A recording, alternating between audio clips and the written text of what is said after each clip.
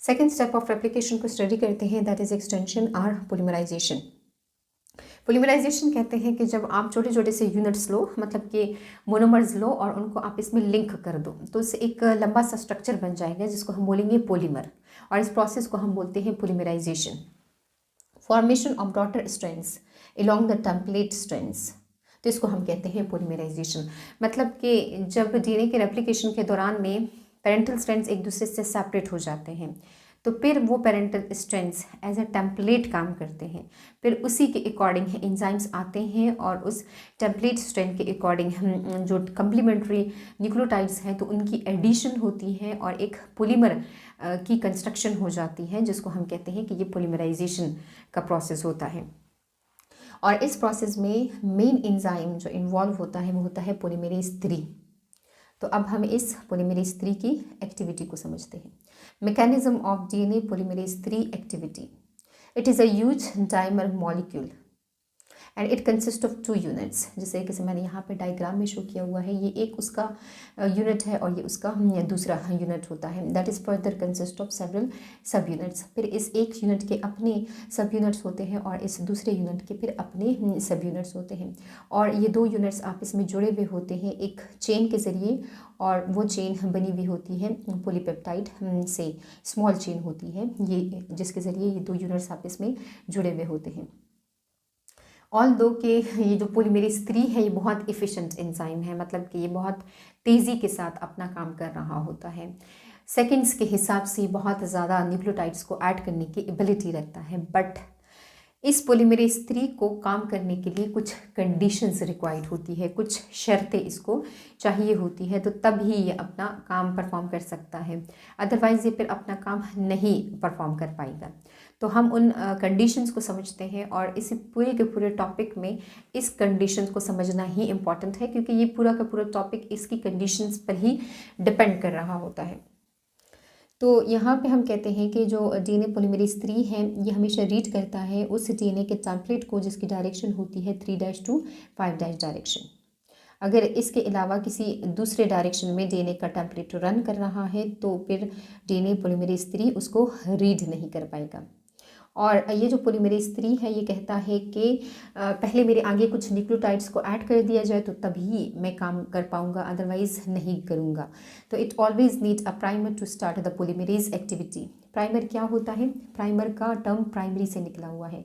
Primary का मतलब है यहाँ पे कि यहाँ से बात स्टार्ट होती है, यहाँ से एक्सटेंशन का जो स्टेप है तो वो स्टार्ट होता है।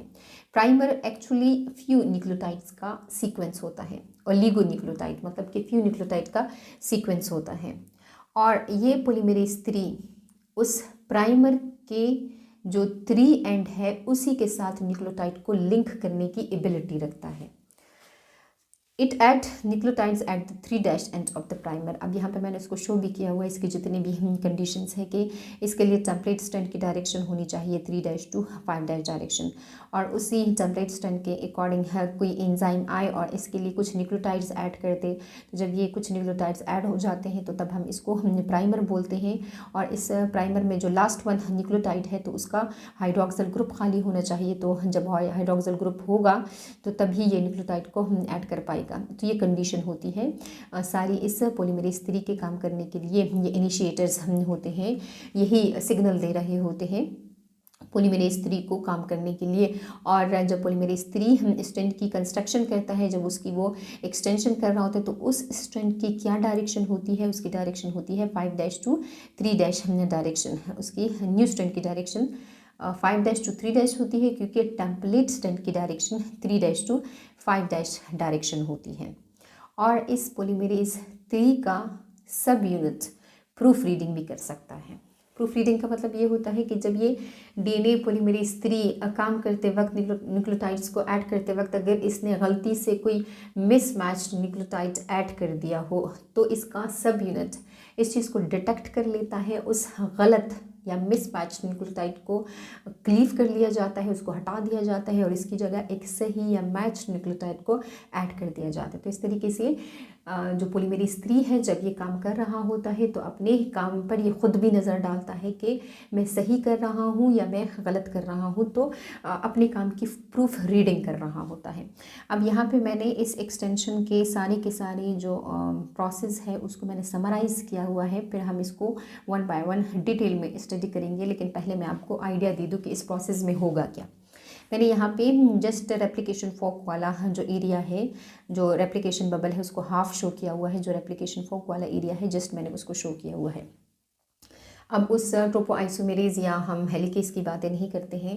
आपका कंसेप्ट क्लियर हो गया है कि हेलिकेज या ट्रोपोआइसोमेरेज या सिंगल स्ट्रैंड बाइंडिंग प्रोटीन क्या कर रहे होते हैं। तो जो डॉटर डीएनए है उसका वो टेम्पलेट स्ट्रैंड जिसकी डायरेक्शन होती है 3' to 5' डायरेक्शन, तो उस टेम्पलेट स्ट्रैंड के अकॉर्डिंग जब न्यू स्ट्रैंड सिंथेसाइज होता है तो वो कंटिन्यूअस फॉर्म में सिंथेसाइज हो जाता है। इसलिए क्योंकि ये डायरेक्शन सुटेबल होती है उस पॉलीमरेज 3 को, वो इस डायरेक्शन में काम करने की एबिलिटी रखता है, तो इसलिए ये स्ट्रैंड कंटिन्यूअस फॉर्म में बगैर किसी गैप के सिंथेसाइज हो जाता है। और ये जो दूसरा जो स्ट्रैंड है जो इस वाले टेम्पलेट स्ट्रैंड के अकॉर्डिंग ये स्ट्रैंड बन रहा होता है, ये डॉटर स्ट्रैंड, तो इस टेम्पलेट स्ट्रैंड की डायरेक्शन है 5' to 3' डायरेक्शन। अब ये डीएनए पॉलीमरेज 3 की फेवरेट डायरेक्शन नहीं है, तो इसलिए इस डायरेक्शन के अकॉर्डिंग जब ये डॉटर स्ट्रैंड को बनाता है तो वो फ्रेगमेंट्स की सूरत में बना देता है, वो छोटे छोटे टुकड़ों की सूरत में बना देता है। और इन टुकड़ों को हम कहते हैं ओकाज़ाकीज़ फ्रेगमेंट्स। ये इसके डिस्कवर जिसने इसको डिस्कवर किया था उसी के बेस पर इसको नाम दिया हुआ है इन फ्रेगमेंट्स को। तो ये वाला जो स्ट्रैंड है जो कि रेप्लिकेशन फॉर्क की तरफ जा रहा होता है इसको हम कहते हैं लीडिंग स्ट्रैंड, क्योंकि ये टूवर्ड्स द रेप्लिकेशन फॉर्क जा रहा होता है। या हम इसको कंटिन्यूअस स्ट्रैंड कहते हैं क्योंकि ये कंटिन्यूअस मैनर में सिंथेसाइज हो रहा होता है, जबकि ये जो दूसरा स्ट्रैंड है चूँकि ये टुकड़ों में सिंथेसाइज हो रहा होता है इसलिए हम इसको लैगिंग स्ट्रैंड कहते हैं। और चूँकि ये रेप्लिकेशन फॉर्क से अवे है जा रहा होता है इसलिए भी हम इसको लैगिंग स्ट्रैंड कह रहे होते हैं। और ये डिसकंटिन्यूअस स्ट्रैंड कहलाता है क्योंकि ये कंटिन्यूअस फॉर्म में नहीं बल्कि फ्रेगमेंट्स की सूरत में बन रहा होता है, और उन फ्रेगमेंट्स को हम कहते हैं ओकाज़ाकीज़ फ्रेगमेंट्स। तो अब हम इस जो कंटिन्यूअस स्ट्रैंड है ये किस तरीके से बनता है या जो डिसकंटिन्यूअस स्ट्रैंड है ये किस तरीके से बनता है, अब हम इसको डिटेल में डायग्रामेटिकली समझते हैं। तो स्टूडेंट्स अब हम डायग्रामेटिकली समझते हैं कि ये लीडिंग स्ट्रैंड कैसे बनेगा और लैगिंग स्ट्रैंड कैसे बनेगा। तो यहाँ पे मैंने जस्ट शो किया हुआ है डीएनए के टेम्पलेट स्ट्रैंड्स को, बाकी एंजाइम्स को यानी एसएसबी प्रोटीन्स को नहीं शो किया हुआ है, हेलिकेज वगैरह को नहीं शो किया हुआ है। तो जो डीएनए के टेम्पलेट स्ट्रैंड है उसमें एक टेम्पलेट स्ट्रैंड की डायरेक्शन है 3' to 5' और दूसरे स्ट्रैंड की डायरेक्शन है 5' to 3'। तो अब यहाँ पे हम कहते हैं कि पॉलीमरेज 3 ने एक्सटेंशन स्टार्ट करनी होती है, लेकिन पॉलीमरेज 3 की कुछ शर्तें होती है कि मैं पॉलीमराइजेशन तो करूँगा लेकिन मेरे आगे कुछ न्यूक्लियोटाइड्स ऐड होने चाहिए। तो इस शर्त को मानने के लिए जो सेल के पास एंजाइम होता है वो होता है आरएनए प्राइमेज, और ये आरएनए प्राइमेज आरएनए को बनाने वाला एंजाइम होता है। अब यहाँ पे हम कह रहे हैं कि डीएनए को बना रहे हैं लेकिन उसके लिए हमें आरएनए के एंजाइम की ज़रूरत है। तो वो क्यों पड़ गई है हमें उसकी ज़रूरत? वो इसलिए क्योंकि जो डीएनए है उसका खुद का कोई भी एंजाइम ऐसा नहीं है कि वो बग़ैर किसी न्यूक्लियोटाइड के मौजूद हुए वो न्यूक्लियोटाइड्स को ऐड करें। ऐसा कोई भी डीएनए का अपना एंजाइम नहीं कर सकता है। इसलिए जो आरएनए प्राइमेज है उसकी हेल्प ली जाती है, क्योंकि आरएनए प्राइमेज में ये एबिलिटी होती है कि वो टेम्पलेट डीएनए को रीड कर न्यूक्लियोटाइड को खुद से ऐड कर सकता है without the presence of any previous nucleotides. वो एडिशन कर सकता है न्यूक्लियोटाइड्स की। तो इसलिए जो आरएनए प्राइमेज है वो आ जाता है, और जो पॉलीमरेज 3 की फेवरेट डायरेक्शन है यानी कि 3' to 5' डायरेक्शन, तो वहाँ पर आकर अटैच हो जाता है और सेल में जो न्यूक्लियोटाइड्स पड़े हुए होते हैं वो इसी टेम्पलेट स्ट्रैंड को रीड करता जाता है और न्यूक्लियोटाइड्स को ऐड करता जाता है। तो ये कुछ न्यूक्लियोटाइड्स को ऐड कर देता है, तो फिर हम इसको कहते हैं कि ये प्राइमर की कंस्ट्रक्शन कर देता है। लेकिन इस प्राइमर को हम कहते हैं कि ये आरएनए प्राइमर होता है। तो आरएनए प्राइमर इसको हम क्यों कहते हैं?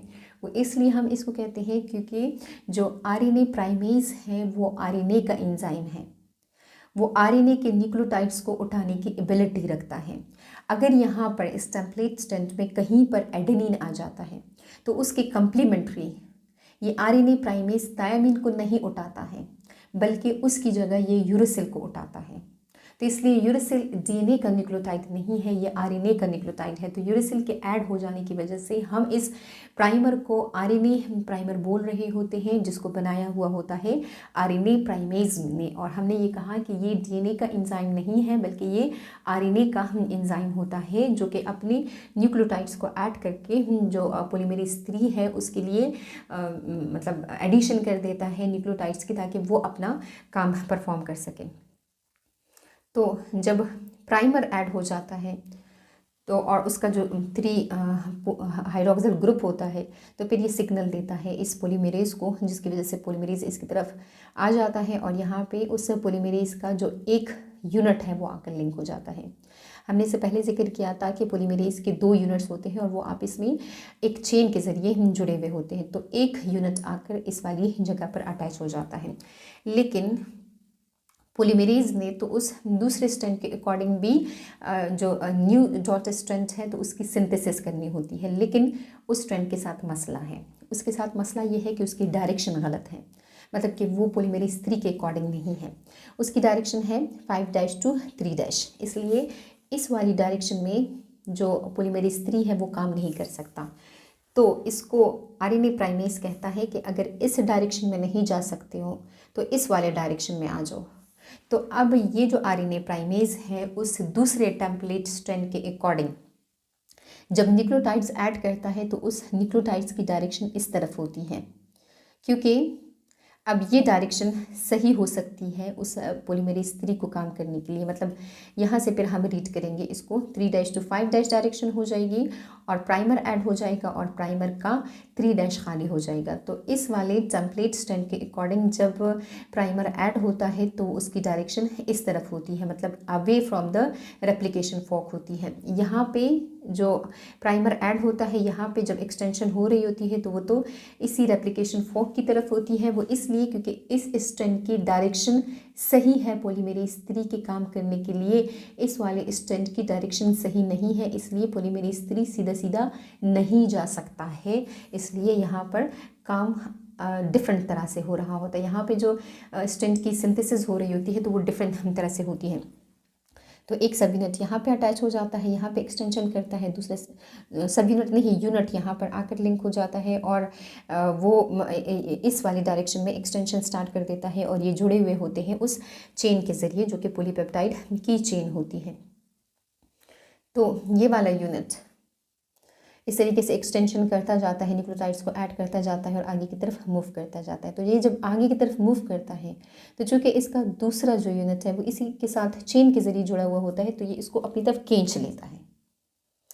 तो जिसकी वजह से ये जो इसका यूनिट है ये जितने न्यूक्लियोटाइड्स को ऐड किए हुए होता है उतने तो ऐड कर देता है, मज़ीद को ऐड नहीं कर पाता, क्योंकि इसकी वजह से, इसकी खींचने की वजह से वो वाला उठ आया है। तो अब ये यहाँ से उठ आएगा और ये अपनी जगह पर मौजूद रहेगा, तो ये आगे की तरफ एक्सटेंशन करता जाएगा।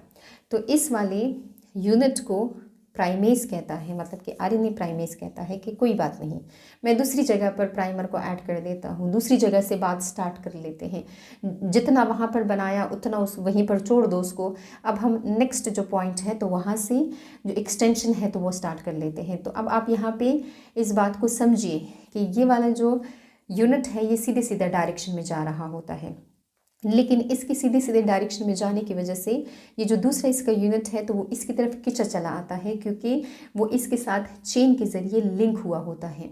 तो ये यहाँ पे कुछ न्यूक्लियोटाइड्स को ऐड करने के बाद उठ आता है। क्यों उठता है? इसकी वजह से। तो अब यहाँ पे हम पढ़ते हैं कि जो नेक्स्ट जो प्राइमर है तो वो ऐड होगा और अब ये नेक्स्ट जगह पर आकर बैठ जाएगा।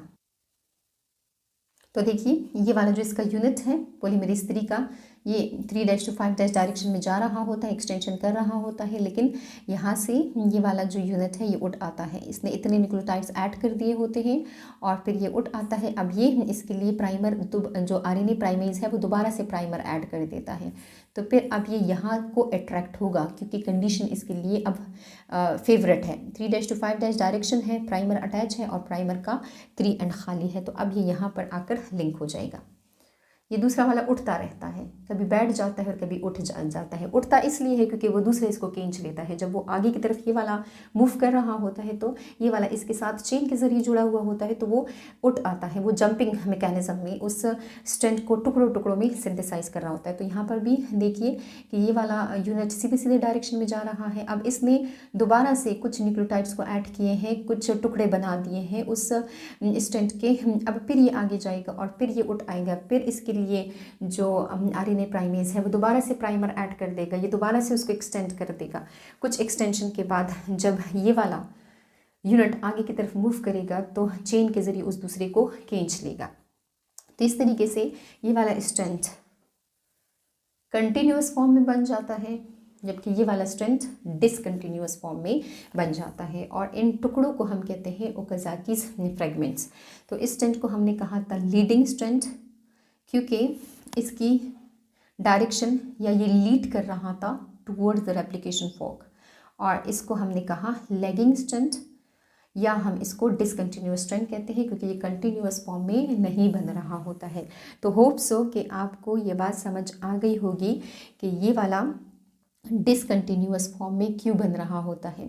यहाँ का जो पॉलीमेरेज 3 का यूनिट है, जब वो आगे मूव करता है तो उसकी वजह से चेन से जुड़ा हुआ जो उसका दूसरा यूनिट है उसको अपनी तरफ खींच लेता है, तो वो यहाँ से उठ आता है। फिर इसके लिए प्राइमेज दोबारा से प्राइमर ऐड कर देता है, फिर वो दोबारा से एक्सटेंड करने के बाद दोबारा से उसको खींच लिया जाता है। तो इस वाले लीडिंग स्ट्रेंथ में जस्ट एक प्राइमर होता है, जबकि इस लेगिंग स्ट्रेंथ में आप देख भी सकते हैं जो मैंने यहाँ पे रेड से शो किया हुआ है, तो ये बहुत ज़्यादा प्राइमर्स इस वाले जो स्ट्रेंथ है तो इसमें लगे हुए होते हैं। और ये प्राइमर आरएनए के प्राइमर होते हैं क्योंकि इनमें यूरेसिल मौजूद होता है।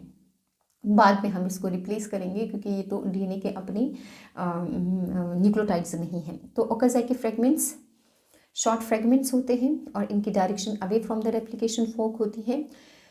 ये जो ओकाज़ाकी फ्रेगमेंट्स है इसके स्टार्ट में प्राइमर्स होते हैं और उनको ऐड किया हुआ होता है आरएनए प्राइमेज ने। प्राइमर्स फ्यू न्यूक्लियोटाइड का सीक्वेंस होता है और इसको ऐड किया हुआ होता है आरएनए प्राइमेज ने। और इन ओकाज़ाकी फ्रेगमेंट्स की जो न्यूक्लियोटाइड की लेंथ होती है वो होती है 100 to 200 न्यूक्लियोटाइड, और इसको ऐड किया हुआ होता है पॉलीमेरेज 3 ने, पॉलीमेरेज 3 के एक यूनिट ने।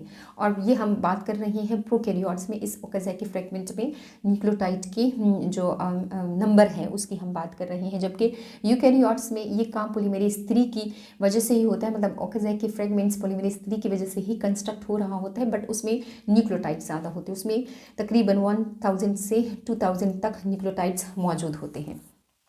तो ये हमने पढ़ा अबाउट द एक्सटेंशन या पॉलीमराइजेशन। मेन एंजाइम उसमें पॉलीमेरेज 3 है, लेकिन पॉलीमेरेज 3 की हेल्प करने के लिए आरएनए प्राइमेज आ जाता है। वो जो डीएनए का टेम्पलेट स्ट्रैंड होता है जिसकी डायरेक्शन 5 to 3 डायरेक्शन होती है, उसके साथ फ्यू न्यूक्लियोटाइड्स को ऐड कर देता है जिसको फिर हम कहते हैं प्राइमर। और ये आरएनए प्राइमर होता है क्योंकि इसमें यूरेसिल मौजूद होता है, इसमें थायमिन मौजूद नहीं होता है क्योंकि इसको बनाने वाला एंजाइम डीएनए का नहीं होता है बल्कि वो आरएनए का होता है। हमने बहालत मजबूरी उसकी हेल्प ली है क्योंकि डीएनए का अपना कोई एंजाइम टेम्पलेट स्ट्रैंड के अकॉर्डिंग हम बगैर किसी न्यूक्लियोटाइड के मौजूद हुए न्यूक्लियोटाइड्स को ऐड नहीं कर सकता है। तो जब प्राइमर आकर अटैच हो जाता है तो जो पॉलीमेरेज 3 है उसका एक यूनिट आकर उसके साथ लिंक हो जाता है और एक्सटेंशन स्टार्ट करके उस 3' to 5' डायरेक्शन वाले स्ट्रैंड के साथ जो न्यू स्ट्रैंड है उसको कंटिन्यूअस फॉर्म में बना देता है। लेकिन जो दूसरा टेम्पलेट स्ट्रैंड होता है उसके साथ मसला आ जाता है क्योंकि उसकी डायरेक्शन पॉलीमेरेज 3 की फेवरेट डायरेक्शन नहीं होती है, वो डायरेक्शन होती है 5' to 3' डायरेक्शन। इसलिए उस डायरेक्शन में पॉलीमेरेज 3 उल्टे डायरेक्शन में आ जाता है और टुकड़ों की सूरत में आ रहा होता है, इसलिए क्योंकि जो 3' to 5' डायरेक्शन वाले स्ट्रैंड के साथ पॉलीमेरेज 3 का यूनिट काम कर रहा है तो वो उसको खींच रहा होता है। ये दोनों यूनिट्स एक दूसरे के साथ चेन के ज़रिए जुड़े हुए होते हैं, तो जब एक सीधा सीधा जा रहा होता है तो वो उस पीछे वाले को अपनी तरफ खींच लेता है। तो इस तरीके से एक स्ट्रैंड लेगिंग स्ट्रैंड बन जाता है, टुकड़ों में ओकाज़ाकी फ्रेगमेंट्स में बन जाता है, और दूसरा लीडिंग स्ट्रैंड बन जाता है। और इन ओकाज़ाकी फ्रेगमेंट्स की length in case of prokaryotes 100 से 200 न्यूक्लियोटाइड होती है और इन केस ऑफ यूकैरियोट्स 1000 से 2000 तक होती है। तो स्टूडेंट्स लास्ट स्टेप डिस्कस करते हैं डीएनए की रेप्लिकेशन का। That is step number 3, termination. अब यहाँ पे जो डॉटर स्ट्रैंड्स हैं तो उनकी जो सिंथेसिस है तो वो कंप्लीट हो जाएगी और डीएनए रेप्लिकेशन टर्मिनेट हो जाएगी। इसमें 2 इंपॉर्टेंट एंजाइम अपना काम कर रहे होते हैं, एक है डीएनए पॉलीमरेज 1 और दूसरा है डीएनए लाइगेजेस। तो सबसे पहले हम डीएनए पॉलीमरेज 1 का काम डिस्कस करते हैं क्योंकि वो इस प्रोसेस में पहले अपना काम कर रहा होता है। पॉलीमरेज 1 का यहाँ पे ड्यूअल फंक्शन है, डबल रोल है इसका। ये ओकाज़की के फ्रेगमेंट्स को भी एक्सटेंड कर रहा होता है। तो जब ये एक्सटेंशन करता है उन ओकाज़की फ्रेगमेंट की, जब उनके साथ वो न्यूक्लियोटाइड्स को ऐड कर रहा होता है तो तब ये एज आ पॉलीमरेज काम करता है। लेकिन इसका एक दूसरा काम ये भी होता है कि इसने प्राइमर में से जो आरएनए के न्यूक्लियोटाइड्स हैं तो उनको कट करना होता है, उनको हटाना होता है और उनकी जगह एक डीएनए का न्यूक्लियोटाइड ऐड करना होता है, क्योंकि जो प्राइमर है वो आरएनए प्राइमर है, मतलब उसको आरएनए प्राइमेज ने इस तरह कंस्ट्रक्ट किया हुआ होता है कि उसमें यूरेसिल डाल दिए होते हैं। तो यूरेसिल तो डीएनए का अपना न्यूक्लियोटाइड नहीं है, तो इसको हटाना पड़ता है और ये हटाने का काम ये पॉलीमरेज 1 करता है। तो जब ये उसको काटता है तो हम कहते हैं कि फिर ये एज आ एक्सोन्यूक्लियस काम कर रहा होता है। न्यूक्लियसेस हम उन एंजाइम्स को कहते हैं जो कि डीएनए के ऊपर अटैक करते हैं, उसको कट करते हैं। तो अगर वो उसको साइड से यानी कि एंड से कट करता है तो उसको हम कहते हैं एक्सोन्यूक्लियसेस, और अगर वो डीएनए पर दरमियान से अटैक करता है तो उसको हम कहते हैं एंडोन्यूक्लियसेस। तो अब चूँकि ये प्राइमर तो एक एंड पे अटैच हुआ होता है ना, तो जब ये एक एंड से जो न्यूक्लियोटाइड्स हैं उनको क्लीव कर रहा होता है तो तब हम इसको एक्सोन्यूक्लियस कहते हैं। एंडो इसलिए नहीं कहते क्योंकि वो जो प्राइमर है वो दरम्यान में नहीं लगा है, बल्कि वो एक साइड पे लगा हुआ होता है। तो ये जो पॉलीमरेज 1 है ये आकर लिंक होता है कहाँ पर, ये उस ओकाज़की फ्रेगमेंट के जो 3 डैश रीजन है, मतलब जो उसका हाइड्रोक्सिल ग्रुप खाली वाली जगह है वहाँ पर आकर लिंक होता है। और अब यहाँ पर ये न्यूक्लियोटाइड्स को ऐड करेगा इसी टेम्पलेट डीएनए के अकॉर्डिंग और इस ओकाज़की फ्रेगमेंट को एक्सटेंड कर देगा, क्योंकि ये जो ओकाज़की फ्रेगमेंट्स हैं इनके दरम्यान में गैप मौजूद है। तो अटैचमेंट करता है 3 एंड ऑफ ओकाज़की फ्रेगमेंट्स और गैप फिलिंग करता है by the addition of DNA nucleotides. तो ये इस तरीके से आकर लिंक हो जाता है। पॉलीमरेज 1 कहाँ पर लिंक हुआ है, ओकाज़की फ्रेगमेंट के 3 डैश वाली जगह पर। इसने न्यूक्लियोटाइड्स को ऐड करके उस ओकाज़की फ्रेगमेंट को एक्सटेंड कर देना है। Extension at 3 end of Okazaki's fragments.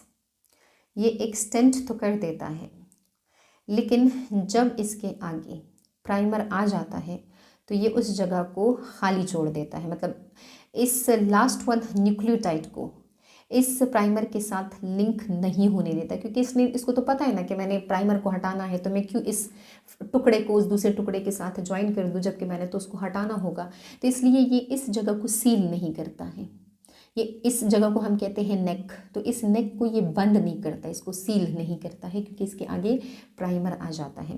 तो फिर ये यहाँ से इस 3 पोजीशन से उठ आता है और अब ये प्राइमर पर आकर लिंक हो जाता है। प्राइमर की किस जगह पर लिंक हुआ है, कौन सी उसकी डायरेक्शन क्या है, उस प्राइमर की कौन सा न्यूक्लियोटाइड का कौन सी जगह खाली है, वो जगह खाली है 5 डैश, मतलब उसका जो फॉस्फेट ग्रुप वाली पोजीशन है तो वो खाली होती है। पॉलीमरेज 1 5 डैश ऑफ प्राइमर पर आकर लिंक हो जाएगा और जो 5 to 3 डायरेक्शन में, अब ये जो हम ओकाज़की फ्रेगमेंट की डायरेक्शन की बात कर रहे हैं कि 5 to 3 डायरेक्शन में जब ये यहाँ से मूव कर रहा होता है इस प्राइमर के अलोंग, तो वहाँ पर ये एज ए एक्सोन्यूक्लियस काम करता है। ये इस प्राइमर में जहाँ जहाँ पे यूरेसिल लगे हुए होते हैं उनको कट करता है और उनकी जगह थायमिन को ऐड कर रहा होता है। तो पहले इसने क्या किया कि ओकाज़की फ्रेगमेंट के 3 एंड पे आकर अटैच हुआ, उसको एक्सटेंड कर दिया।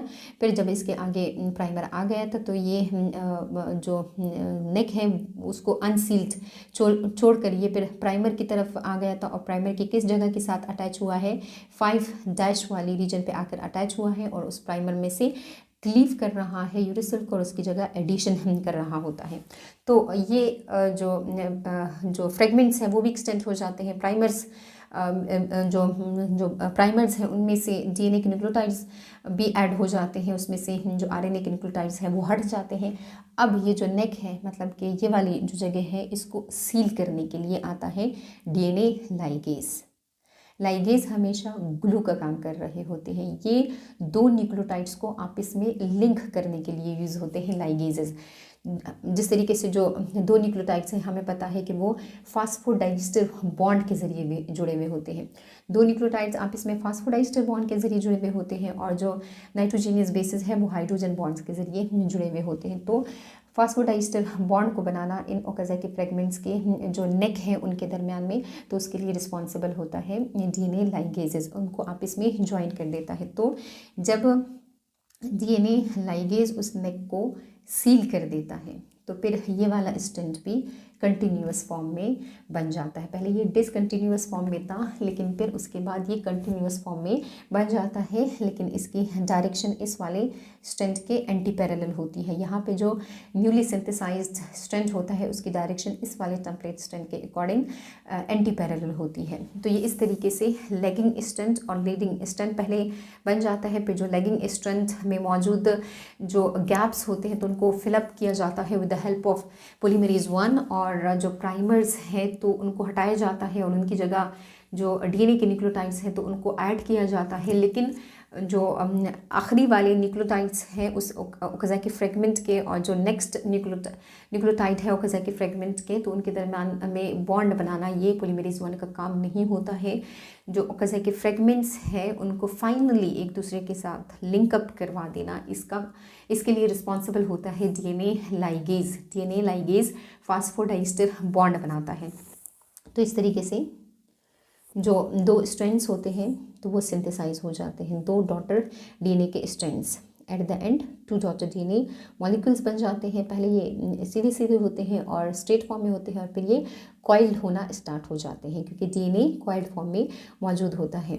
तो यहाँ पे आप देख भी सकते हैं कि जो डायरेक्शन है तो वो एंटी पैरेलल है इन दोनों स्ट्रैंड्स की। ये 3' to 5' है और ये वाला 5' to 3' होता है। तो रेप्लिकेशन किस जो मॉडल है उसके अकॉर्डिंग होती है, that is semi conservative model. यहाँ पे आप देख भी सकते हैं ये जो ब्लैक वन वाला है ये पेरेंटल स्ट्रैंड है और ये जो ब्लू वन वाला है स्ट्रैंड है इसका ये न्यूली सिंथेसाइज स्ट्रैंड होता है। तो सेमी कंजर्वेटिव है, मतलब कि हाफ पोर्शन कंजर्व्ड है और हाफ पोर्शन न्यूली सिंथेसाइज होता है। तो ये हमने स्टडी किया अबाउट द डीएनए रेप्लिकेशन। थोड़ा सा हम इसको हल्का सा रिवाइज कर लेते हैं। पहले स्टेप इनिशिएशन का था, ओरिजिन ऑफ रेप्लिकेशन से बात स्टार्ट हुई थी। हेलिकेज ने उसको पहचाना था, हाइड्रोजन बॉन्ड्स को तोड़ा था, लेकिन सुपर कॉइलिंग का मसला हो गया था। तो उसको उस मसले को सॉल्व करने के लिए डीएनए गाइरेजेस आए थे। उन्होंने डीएनए की जो सुपर कॉइलिंग है तो उसको ख़त्म कर दिया था। तो जो हेलिकेज है तो उन्होंने जब हाइड्रोजन बॉन्ड्स को तोड़ा तो डीएनए के दोनों स्ट्रैंड्स एक दूसरे से सेपरेट हो गए थे। तो फिर उन सेपरेटेड स्ट्रैंड्स को दोबारा से री इनेलिंग से प्रिवेंट करने के लिए एसएसबी प्रोटीन्स आ गए थे और इस बबल लाइक स्ट्रक्चर को हमने कहा था रेप्लिकेशन बबल। इसके दोनों एंड्स को हमने कहा था फॉक्स, बट जो हेलिकेज वाली डायरेक्शन में था उसको हमने कहा था रेप्लिकेशन फॉक। तो ये इनिशिएशन के स्टेप में ये सारा काम हुआ था। फिर हमने कहा था एक्सटेंशन के लिए हमें पोलीमरेज 3 चाहिए होता है। तो पोलीमरेज 3 के लिए पहले आरएनए प्राइमेज आता है, वो उसके लिए कुछ न्यूक्लियोटाइड्स ऐड कर देता है जिसको हम कहते हैं प्राइमर। लेकिन प्राइमर में तो वो अपना काम कर जाता है, वो यूरेसिल ऐड कर देता है क्योंकि वो तो आरएनए का प्राइमर होता है। तो फिर जो 3' to 5' डायरेक्शन होती है उसमें स्ट्रैंड कंटिन्यूअस फॉर्म में बन जाता है, जबकि 5' to 3' डायरेक्शन वाले टेम्पलेट डीएनए के स्ट्रैंड के आगे जो डॉटर स्ट्रैंड बनता है तो वो कंटिन्यूअस नहीं बल्कि वो डिसकंटिन्यूअस फॉर्म में बन जाता है जिसको हम कहते हैं लेगिंग स्ट्रैंड। तो फिर टर्मिनेशन का फेज़ होता है। तो टर्मिनेशन के फेज़ में पोलीमरेज 1 और लाइगेजेस काम कर होते हैं। पोलीमरेज 1 ओकाज़ा के फ्रेगमेंट्स के दरम्यान में गैप को फिल कर देता है और जो प्राइमर्स है तो उनको हटा देता है, उनको रिप्लेस कर देता है डीएनए के न्यूक्लियोटाइड से। और आखिर में दो ओकाज़ा के फ्रेगमेंट्स के नेक को सील करने के लिए जो आखिरी जो फास्फोडाइस्टर बॉन्ड है उसको बनाने के लिए डीएनए लाइगेज आता है। बहुत ऑब्जेक्टिव्स इसके ऊपर बन सकते हैं। मेरे ख्याल से तो कोई भी ऐसा टॉपिक ये वाला नहीं है जिसको समझा ना जाए, आसानी के साथ समझ आ जाती है अगर आप डायग्रामेटिकली समझने के आदी हो। तो अगर आप डिस्क्रिप्शन से उसको पढ़ते हो तो फिर तो सा डिफ़िकल्ट हो जाएगा, लेकिन कोशिश करो कि डायग्राम से उसको समझो तो आसानी हो जाएगी।